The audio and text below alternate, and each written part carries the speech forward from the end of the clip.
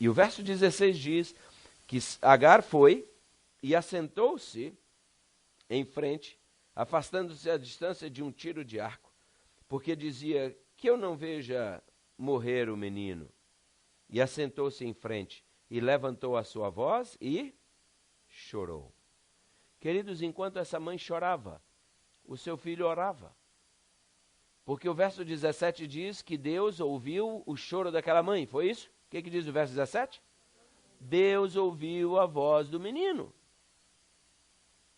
Ao invés de você se desesperar com as situações, use essa energia para orar. Não há nada de errado em a gente chorar diante de uma situação difícil, claro que não. O problema é quando a gente se desespera, quando a gente não consegue ver mais saída, aí é o problema, entende? E diz a Bíblia que Deus ouviu a voz do menino. E bradou o anjo de Deus a Agar, desde os céus, e disse-lhe: que tens, Agar? Não temas, porque Deus ouviu a voz do rapaz, desde o lugar onde está. E agora, irmãos, é impressionante o que acontece em seguir. É interessante que eu vejo o seguinte: cada vez na Bíblia que nós encontramos a expressão Deus viu, Deus ouviu alguém em desespero, cada vez que a Bíblia diz isso, você pode ver em seguida que Deus vai entrar em ação. E é exatamente o que acontece aqui. Em nossa percepção, qual deveria ser a ação divina agora? Já que a situação demandava um milagre, nós logo avançamos para a conclusão de que Deus deveria ter feito o quê? Deveria ter criado um oásis. Deus deveria ter feito aparecer do nada, não é isso? Uma linda cascata de água cristalina, refrescante, cercada de palmeiras, não é isso? Ali, Deus tem poder para criar de repente? Claro que tem, mas não foi isso que Deus fez, queridos. Deus não realizou um milagre dessa maneira. O verso 19 diz o quê? O que Deus fez? Ao invés de criar um oásis, Deus fez o quê? Abriu os olhos de quem? De Agar. E qual foi o resultado disso, queridos? Ela viu um poço de água e foi-se e encheu o odre de água e deu de beber ao moço. Em outras palavras, irmãos, a água estava ali todo o tempo. Agar não a enxergava. O texto não diz que Deus criou o poço de água, diz que Deus abriu os olhos de Agar e ela viu. Sabem, amados, muitas vezes a solução do nosso problema está bem à nossa frente. Nós simplesmente não conseguimos ver. Porque nós estamos obliterados pela angústia. Nós estamos muitas vezes obliterados pela aflição. Nós mesmos estamos duvidosos de que haja solução. E quando a solução está bem aí à nossa frente. Tudo que Deus precisou foi abrir os olhos de Agar. E olha, irmãos, esse texto nos oferece essa impressão de que Deus não criou recursos que não existissem antes. O milagre não se operou nem no ambiente e nem nas circunstâncias. O milagre se operou em Agar. O problema não era com o ambiente ou com as circunstâncias. O problema estava em Agar. Ela não conseguia ver o poço. Passava despercebida por ele. É assim mesmo, queridos. Aquele mesmo ambiente, as mesmas circunstâncias que momentos antes eram vistos por ela como áridos, cruéis, sem saída, uma situação sem solução, de repente tudo se transforma num oásis, porque seus olhos foram abertos. Irmãos, o poço estava ali todo o tempo. As coisas nunca foram inteiramente cruéis como pareciam. As coisas nunca foram totalmente sem esperança como pareciam. Mas, enquanto Deus não abriu os olhos de Agar, ela só conseguia ver tristeza, desespero e morte.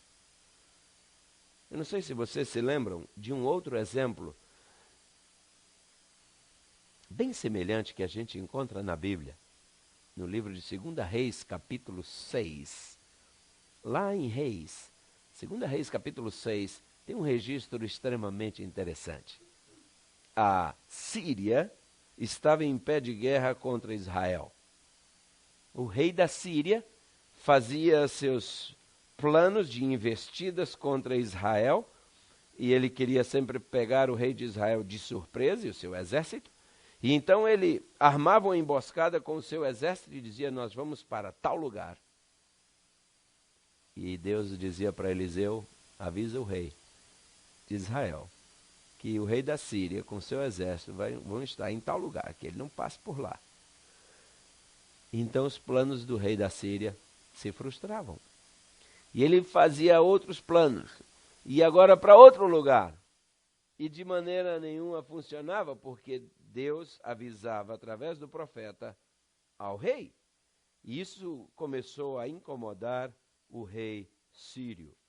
E a gente lê no capítulo 6 que ele começa agora a checar dentre os seus soldados mesmos, para ver se não havia ali entre eles um quinta coluna, não é isso?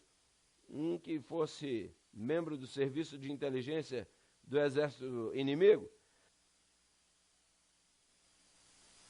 É interessante, a partir do versículo 8 nós temos esse relato, e diz aí, no verso 10, pelo que o rei de Israel enviou àquele lugar um homem, de que o homem de Deus lhe falara, de que o tinha avisado, e se salvaguardou ali, não uma nem duas vezes.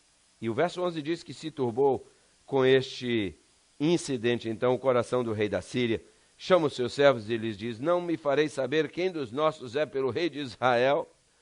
Afinal, digam para mim quem é aqui dentro que está me traindo. Quem é aqui dentro que é o quinta coluna?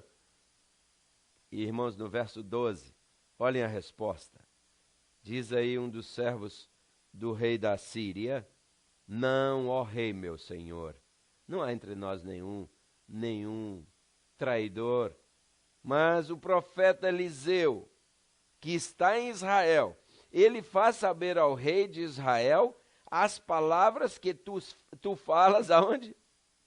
Na tua câmara de dormir. Ou seja, quando você sussurra dentro do seu quarto, na sua cama de dormir, Eliseu escuta. Eram as palavras desse servo. Ele fica sabendo de tudo. E ele conta tudo para o rei de Israel. E, ó amados, quando o rei fica sabendo disso, ele logo quer saber onde é que está esse tal de Eliseu. No versículo 13 diz: vai e vê onde ele está, para que eu envie e mande trazê-lo. E fizeram-lhe saber, dizendo: eis que ele está em Dotã. Agora sabendo onde ele estava, queridos. Imediatamente o rei envia um forte destacamento militar para cercar a cidade de Dotã. A cidade de Dotã ficava assim um pouco no alto, e o exército do rei sírio vem à noite e cerca a cidade. De manhã bem cedo, o jovem auxiliar do profeta Eliseu, Geazi, se levanta para as suas tarefas corriqueiras, e quando ele olha e vê o exército inimigo, ele entra em pânico. Ele entra em choque. E ele corre para o profeta, queridos, no versículo 15. Diz aí: o moço do homem de Deus se levantou muito cedo e saiu, e eis que um exército tinha cercado a cidade com cavalos e carros. Então o seu moço lhe disse: ai, meu senhor, o que faremos? E aqui está o quadro que eu disse ser semelhante ao quadro de Agar. Irmãos, assim como Agar, Geazi não conseguia enxergar nada além dos problemas. Geazi não conseguia enxergar um palmo além das dificuldades. Irmãos amados, vamos fazer uma pausa. E quanto a nós? Quantos cristãos têm que tomar remédio para dormir por causa das preocupações? Você já parou para pensar na própria palavra pré-ocupação? É uma ocupação antecipada. Pré-ocupação. Você se ocupa antes do tempo? Quantas pessoas estão ocupadas antes do tempo? Quantas pessoas estão angustiadas por um problema que nunca vai acontecer? Eu já vi pessoas que não conseguem dormir direito por um câncer, que nunca vão ter. Tia Carla, muito obrigado, você é muito gentil. Eu já vi gente preocupada, queridos, com a sua aposentadoria. O que será quando eu me aposentar? E eu faço uma pergunta. Quem te garante que você vai se aposentar?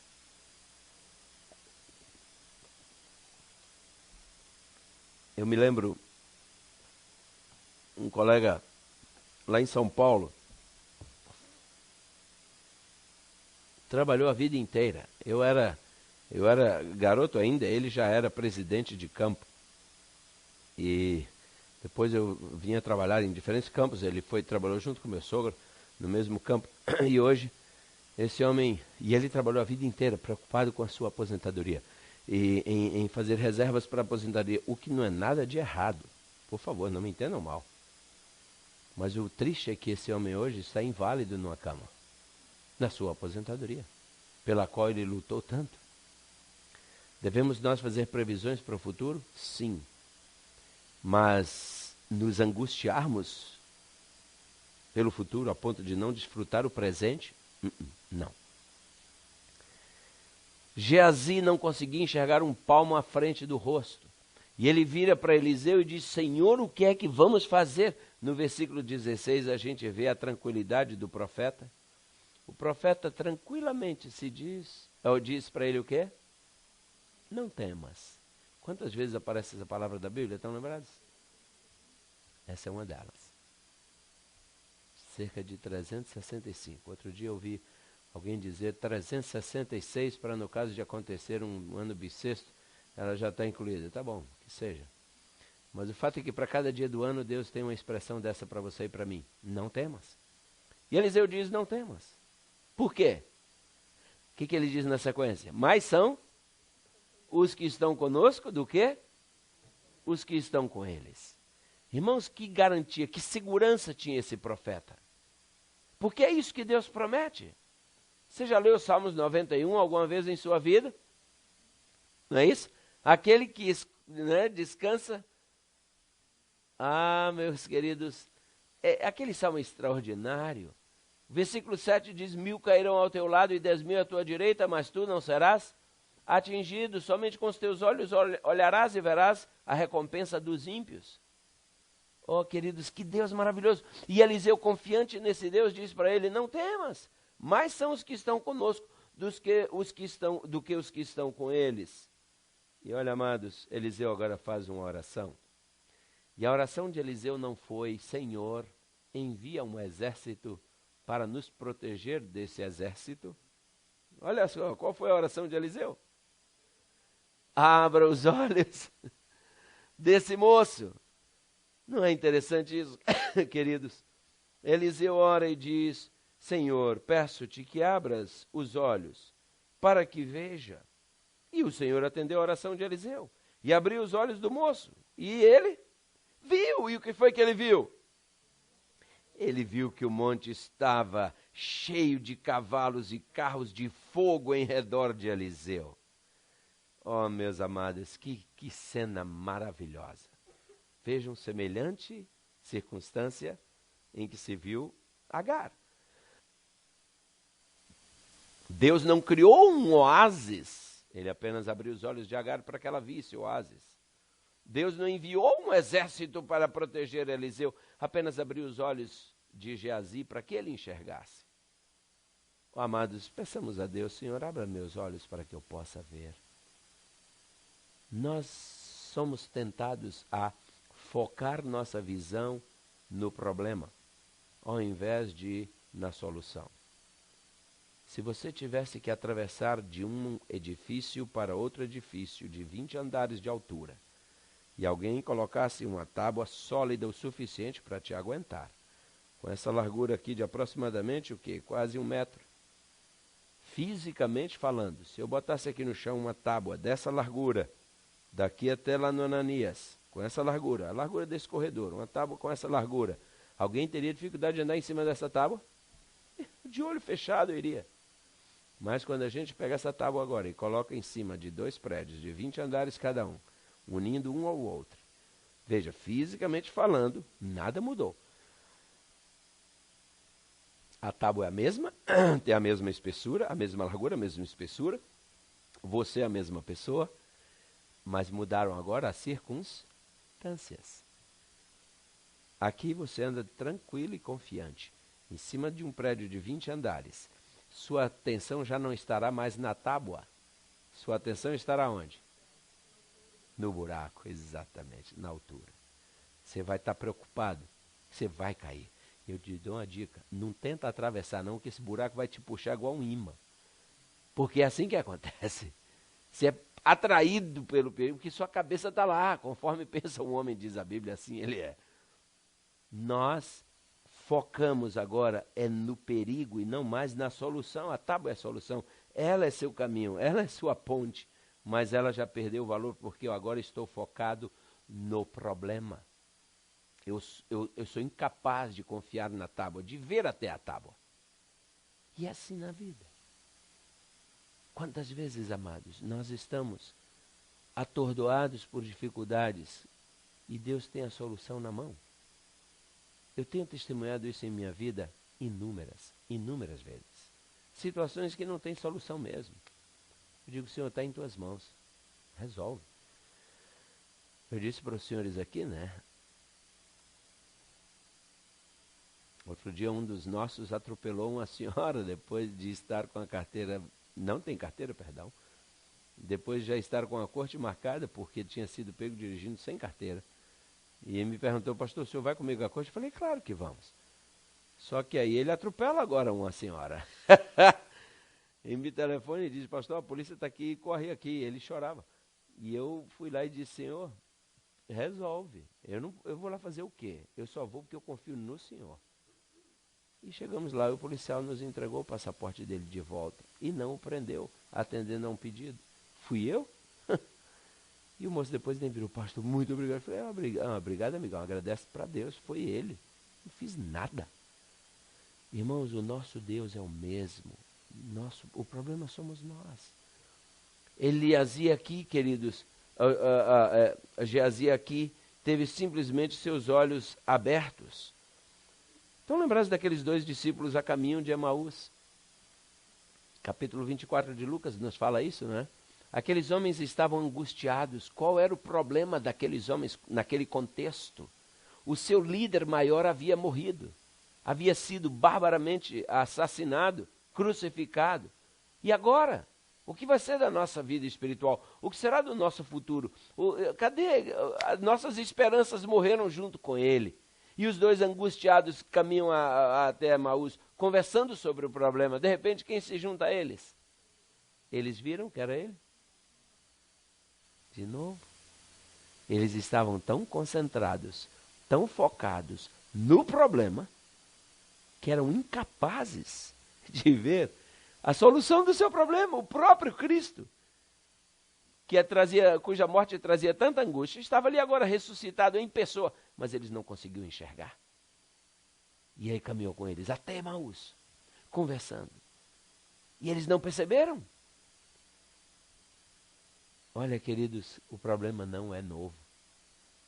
E eu quero encerrar lembrando a você que Deus tem uma igreja nesses últimos dias. Uma igreja que está e estará cada vez mais sendo provada. Essa igreja chama-se Carla. Essa igreja chama-se Marcos. Essa igreja chama-se Franciele. Chama-se Ananias, chama-se Sônia, Gillian. E essa igreja somos nós. Nós estaremos atravessando dificuldades cada vez maiores. E de nada adiantará Deus realizar milagres após milagres à nossa volta se nós não os enxergarmos. Quantas vezes, queridos, nós transferimos o crédito para um advogado de uma causa considerada perdida? Quantas vezes transferimos o crédito para um médico por uma situação de saúde considerada, insolúvel? Quantas vezes nós transferimos o crédito para os homens, crédito esse devido unicamente a Deus? Quantas vezes nós estamos nos desgastando, nós estamos morrendo pouco a pouco diante das situações, tão somente porque nossa visão tem estado obliterada? Seria esse o motivo pelo qual Jesus dá um conselho para a sua igreja nesses últimos dias? Dentro das 7 igrejas que a gente estuda em Apocalipse, qual é mesmo a última igreja? Como é o nome dela? Laodiceia. Abra sua Bíblia em Apocalipse capítulo 3, por favor. Vamos ler o que diz o versículo 14 e depois o versículo 18. Apocalipse capítulo 3, versículo 14. Deus, o Cristo falando aí à sua igreja, a igreja de Laodiceia, diz aqui, Apocalipse 3, verso 14, diz assim: e ao anjo da igreja que está em Laodiceia escreve: isso diz o Amém, a testemunha fiel e verdadeira, o princípio da criação. E agora eu vou direto ao verso 18, que é a parte que me interessa, especialmente a segunda parte, a última parte do verso, claro. E diz aqui: aconselho-te que de mim compres o quê? Ouro provado no fogo, para que te enriqueças, e vestes brancas para que te vistas e não apareça a vergonha da tua nudez, e que faças o quê? E que unjas os teus olhos com colírio para que... Será esse o motivo pelo qual Jesus pede que nossos olhos sejam ungidos com colírio para que a gente veja? Amados, nós precisamos ser mais homens e mulheres de oração. Nós precisamos ser mais homens e mulheres de Bíblia na mão. O inimigo tem preenchido nossa agenda de uma maneira que a gente não consiga tempo para orar, tempo para ler a Bíblia, tempo para comungar com Deus. Semana passada eu visitava alguém, e uma pessoa que é líder na igreja, e eu perguntava a essa pessoa: como é que está a sua comunhão com Deus? É uma pessoa do sexo feminino, que eu pude ver que ela precisava fazer algumas melhorias na sua aparência pessoal, em termos de parecer mais como uma cristã. Mas sabe, irmãos, eu já não peço mais a nenhuma irmã que baixe a bainha da saia, ou ajeite o decote da sua blusa, ou tire o esmalte da unha, ou limpe tire a pintura do rosto. Sabe por quê? Não funciona, não resolve. Se eu pedir para tirar, pode ser até que tire por educação, por respeito, mas a hora que eu der as costas, você vai fazer o quê? Vai colocar de novo. Você nunca consegue, você não corta uma árvore podando as pontas dos galhos, né? Tirar o esmalte para mim é cortar a pontinha de um galho aqui, mandar baixar a bainha da saia, cortar outro galho ali, mandar fazer isso é cortar outro galho ali. Como é que você elimina uma árvore que você não quer no seu jardim? Vai na raiz do problema. Qual é o problema, irmãos, da nossa vida espiritual? É falta de Cristo no coração. Então eu disse a essa irmã: como é que anda você com Deus? Eu tenho meus momentos de comunhão quando eu estou dirigindo. Tá bom, mas além disso? Além disso não tenho tido. Pois eu sugeriria a você tomar tempo fora do volante, para você parar e concentrar nele. Que hora você levanta de manhã para suas atividades? 6:30. Então, vou fazer uma sugestão. Que tal levantar às 6? Meia horinha só mais cedo. Mas essa meia horinha, invista na leitura da Bíblia. Invista na oração. E aí nós fomos abrindo o leque. Lembre-se, você é a única Bíblia no mundo para muitos que não tem outra para ler. O salmista diz: Senhor, ajuda-me a andar por caminhos direitos, por causa dos que me andam espiando. O salmista sabia que tinha pessoas olhando para ele o tempo todo. A Bíblia diz que nós estamos rodeados de uma tão grande nuvem de testemunhas, diz Paulo lá em Hebreus. Então, nós temos que estar todo o tempo atentos, irmãos. Nós andamos no fio da navalha. Tem muita coisa que eu não faço, irmãos. Não é porque eu sei que está errado, não. É porque eu sei que vai escandalizar alguém. Sabe, tem coisas certas, mas que o outro irmão, para ele, está errado. Vai ser um escândalo? Não faça, não faça.